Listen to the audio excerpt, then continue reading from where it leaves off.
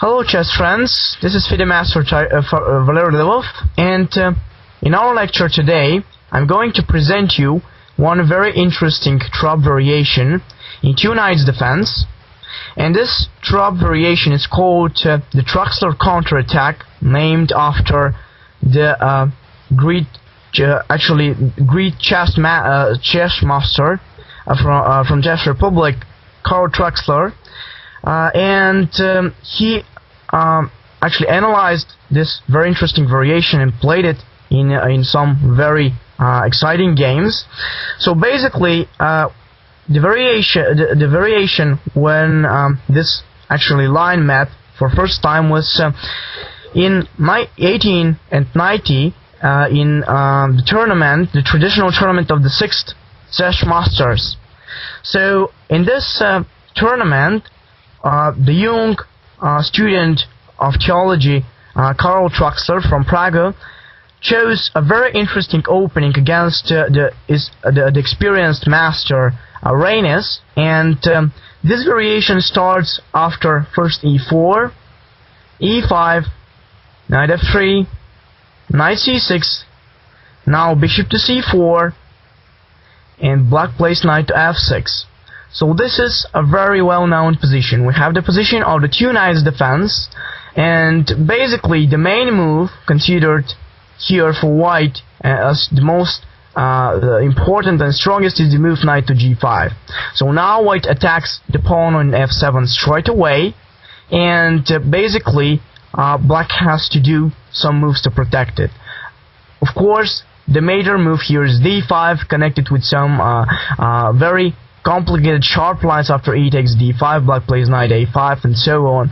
So in this time, actually the players from this tournament was were very well knowing this system, and here Traxler used this for the first time used this weapon, and this is connected with the move bishop to c5.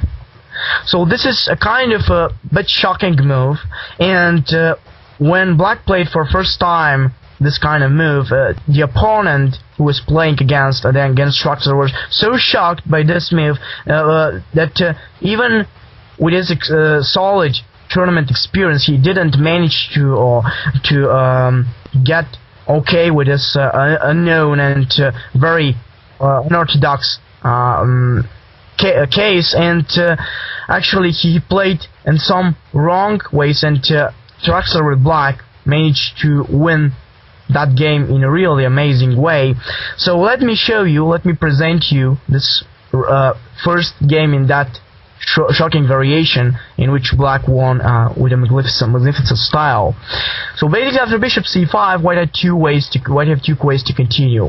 Black is not protecting the pawn on f7, and white has two ways to take it.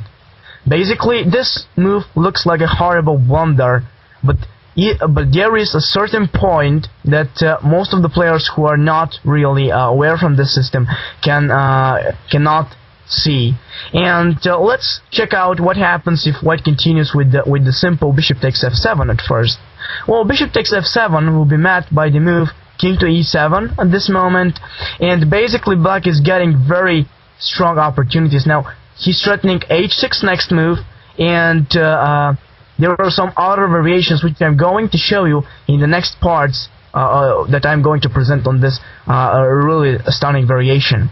So basically the most logical move for white in this position is knight takes f7. With this taking, white is threatening the queen on d8 as well as the rook on h8 and winning a lot of and a huge material. So the modern theory also recommends this move as a best for white, as well as bishop takes f7, of course, because there are some new ways to play for white. But then, at this time when this game was played, there were no theory, no modern variations, so white played the move which he considered to be best. So what happens after this move? Well, it seems that there is nothing that black can do. For instance, if he plays queen f7, there will be the simple knight takes h8, and white will castle next move with no compensation for the rook sacrificed. So black will get nothing for this sacrifice. So here comes the move bishop takes f2 with a check, and it seems like a very ridiculous move. Black is going to lose a rook or a queen, and additionally he's sacrificing a bishop. So if he wants to resign, he can do it in a much easier way. So why he needs to play this move? But this is not just a losing continuation. Through this really brave sacrifice, Black is breaking the opportunity for White to castle, and additionally he's giving a check and getting the chance to develop a really strong initiative. And this is actually the basic idea of that opening. So if there was no bishop takes f2, Black will simply lose. So now after bishop takes f2, the basic idea of Black is if White takes that bishop, to continue with the move knight takes e4 with a check, and if White goes with the logical king to g1, then Black gets the chance to play queen h4, very strong, creating a mating threat on f2. And basically after this move, White has some difficult times to protect his position. So he can play g3, of course, in order to keep queen f2 from coming, but then there is knight takes g3, and there happens really very complicated and very interesting positions, which deserves a lot of attention from Black's point of view, because there are some certain ways to win this position for Black straight away, so White has to be very well prepared. So basically after knight takes g3, if White takes the knight with h takes g, Black intends to continue with queen takes g3 check, and after king f1 he's going up with the move b5. So now the main idea is to open up the diagonal for the light square bishop to the h3 square, and White has no really good way to continue. For instance, if he takes the pawn, here comes bishop to h3 with a check, and now if the king goes on e2, there will be bishop to g4 coming, and White will lose his queen on d1. So basically after bishop h3, White will consider to take that bishop, but then after queen takes h3, there will be some very big problems for White. For instance, now the bishop cannot go on g2 because of the threat that the king is making on the knight, and in case of a move like king to e1, Black can continue with his very strong initiative, like with a move queen to g3, king f1, and the simple castle with a very strong and tremendous attack on White's king. Just look at the White's queenside pieces. There are no pieces developed, so Black can continue with some move like rook d8, he can continue with knight e7 or knight d4, and the attack is really tremendous.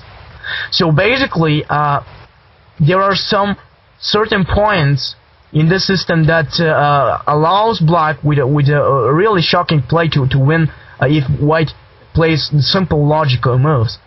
And this is the basic idea that Black has with this bishop takes f2 check. Basically the best move for White is to take that bishop, but he has to protect in a very careful way after this, and as we saw, Black is still getting chances to mate, or at least to receive a very strong attack under the White's king. And in this particular game, White was too much afraid to take that bishop and to allow these counter chances for Black. So he also considered that if he go with the king on f1, there will be some threats like say queen e7, and after the knight takes the rook, there will be a move like bishop b6 with some idea of queen c5. And eventually he didn't want to keep that king on f1 because of the mating threats that will happen on the f file and also on the a7 g1 diagonal. So basically what he played, he continued with the move king to e2, making the concrete idea eventually next move after he takes on h8 to play a move like c3, and eventually to go on with king d3 and come to the c2 square, with some idea to get away from the dangerous area. So I told you how White fought in this particular position. So he was too afraid to take that bishop and allow Black to take on e4 with the tempo. He was also afraid to go on f1 because there the king remains in the dangerous area, and he decided to go forward in order to eventually get high with his king with king d3, c3, and king c2. So basically, let's say what happens after this move. Actually, king e2 is a certain mistake that allows black to develop a really strong attack, and this happens with the move knight to d4, the check.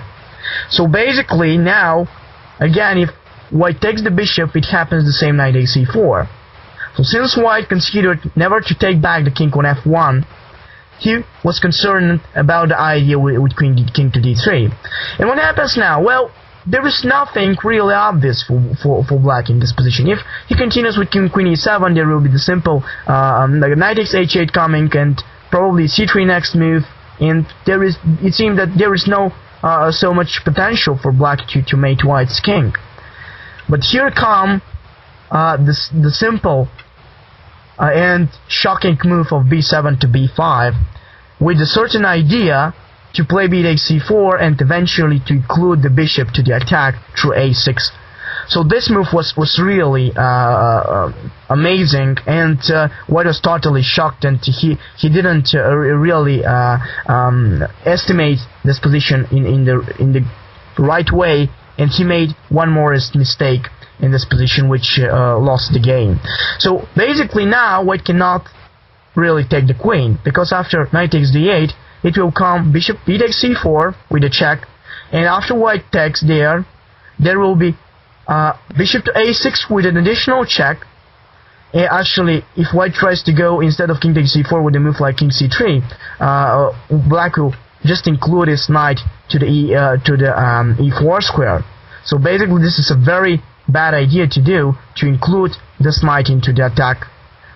So white should try to take the pawn with the king straight away. But let's see what happens. Black gives a check there, and now if white retreats somewhere, let's say on b4, in this position, actually here comes the whole point of black's combination. And here comes the move bishop to e2, a very simple but a really very strong move.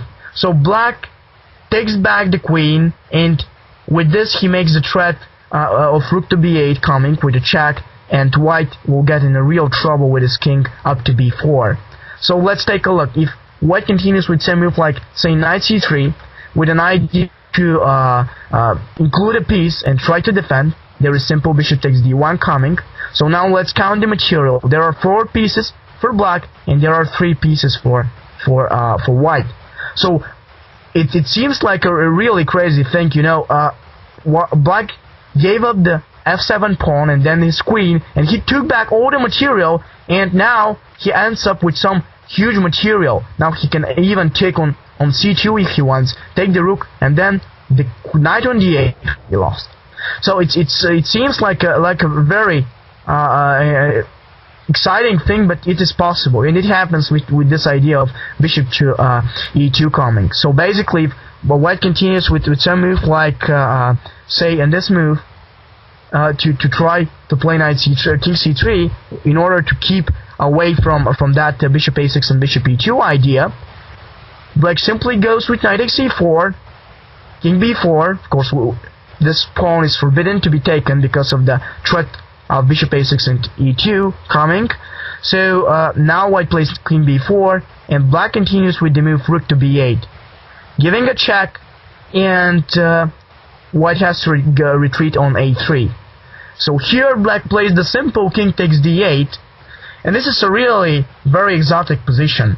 There are 4 pieces included into the attack on one lonely king, and actually if we just count the material, white is with a queen up, but there are no pieces to protect that queen, and meanwhile black is leading a decisive attack against the lonely white's king in front of the pawns. So basically after king takes d8, the attack is tremendous. Let me show you. For instance, if now white plays a move like b3 coming, there may be a move like knight a c2, and the idea will be that after queen takes c2, it will come the simple in this move, the simple bishop c5, with an idea after king b2 to play knight to f2. and additional threats like this are possible. So now the rook is being threatened. There is a threat of bishop d4, and if we count the material now, actually black is only with a knight for the queen, but still there are certain very big problems for white. For instance, if he drops the rook, there will be knight d3 coming with a check. In the case of knight king c3, there is bishop d4, and the king goes to a trip from where he will be never able to go and to actually hide itself, or at least he will get checkmated, or the queen will be lost. So basically there is even a mate in this position with the move d5, and after king takes d5 I can see some additional threats like bishop b7, and this king may get, or at least king queen knight b4 with knight takes c2 coming, and knight takes on. Black is ending up with a rook and a piece up in a completely winning position. So basically that's why this is a really wrong move, and white should probably choose to go with some other way like queen takes c4, but then black can simply go with bishop d4, knight c3, and knight takes h1 in this position, taking back some of the material. So now practically black has a pair of bishops, a very strong pair of bishops, a rook, and as a compensation, rook, knight, and the pawn for the queen, with some additional tremendous attack on white's position coming. So this is approximately lost position for white. There are some other ways to continue, but this is the most amazing with knight takes c2. Of course, white is unable to find any significant defense how to achieve his save his king. So basically this is a very interesting variation. Let's see how white went in this game instead of taking the queen on d8. So after b5, he simply refused to do it, and he made the move of bishop to b3. So now he refuses the queen, but he wants to keep his king on d3 safe, at least for a while. So here came the basic and most important move, knight takes c4. So what is this? What is this move? Well, the basic idea is if white takes the knight in this position, we'll take a look what happens if white takes the queen. This is the major opportunity, and actually what white played in the game. But if white takes the knight on e4, here comes the simple d5 with a check, and after bishop takes d5, bishop e5, f5 is coming. So the king is being checked, and after king takes c5, here comes the simple queen to f6 with some additional mates coming. So king f4, and right now it may come the simple bishop takes c2, and after king g4, white gets checkmated with the queen to h4. So a really amazing way how white king went from e1 to d3, and then he was mated again on the king's side. So that's why actually it's a wrong idea to take the knight. But let's take a look what happens if white takes it, and after d5 retreats with the king on d3. Well, then happens the simple bishop to f5 with a check, and when the king goes on c3, there is the very strong knight to e2 with the check coming. So basically black is simply chasing the king and opening up more files and diagonals to mate him. So now queen takes e2 and bishop d4 check. So king b4 should follow. So, and black plays the simple a5 with the check and some additional mates coming. So if king takes b5, here comes the bishop d7 with a mate. And if white goes with a move like king a3, here comes b4 and additionally bishop d7 with a mate on next move. So white is forced to go with queen b5, after which black takes it and eventually gives a mate with queen to d7. A really amazing way how white can lose the game still in the beginning before to have done any kind of really significant mistake, and basically just by playing the most logical move. So after knight takes c4, what happens if white simply takes that queen? Well, here comes the point. Black plays knight to c5 with a check, and here it follows from this moment on very amazing way, 8 moves forward, and white's king gets checkmated. So king c3, and here comes the move knight to e2 with a check. So the king is being checked, and white has not really way to escape from the funeral. So of this king. So queen takes e2 is met by bishop to d4 with a check. The only way for the king to go is on b4. And after king b4, black simply continued with the move pawn to a5 with continuing the tremendous attack on white's king. So now white is unable to go on a3 because of b4 with the mate. And since black's all pieces on the queen side are attacking, white is actually practically forced to take one of the pawn, at least to try to reduce some of the material to eliminate these strong pawns, but this also doesn't really help. Here comes bishop to a6 with a check, and after king takes a5, here it is, bishop to d3 coming, and now basically the king in most of the cases has only one square where to retreat. So king b4, and black plays in this position the move knight to a6 with a check. Really tremendous way to continue this this attack, and basically now white gets checkmated. Can you guess how? King a4, and here it is, the strong continuation of knight to b4 with the check. So basically black sacrifices his knight in order to open the a file for the knight. Now the bishops on d3 and d4 are taking the major squares for white's king to retreat, and also the bishop on d3 catches the b5 square. So in this particular position, white's king has nowhere to go. He has no places, and it comes to the c5 with a mate. A really amazing game, and it shows up as how really strong can be the Traxler counterattack in the such popular opening like the two knights defense. So many players don't really know it because they don't take the time to look at this and or probably to try to read how to defend with this. And when they don't, you see what happened in this game. So one of the greatest chess theoreticians, Yakov Estrin, said that the Traxler counterattack is not only a very astonishing chapter of the history of chess, but also a very unseparated part of the modern theory. So it's a very interesting opening. It has a very creative ideas, and it's a very unorthodox and stunning opening. So next time I'm going to continue and show you some of the more important games in the Traxler counterattack, with considering the major lines for white to continue, and also the best attacks, how black can crush white's position. So thank you very much, and see you next time.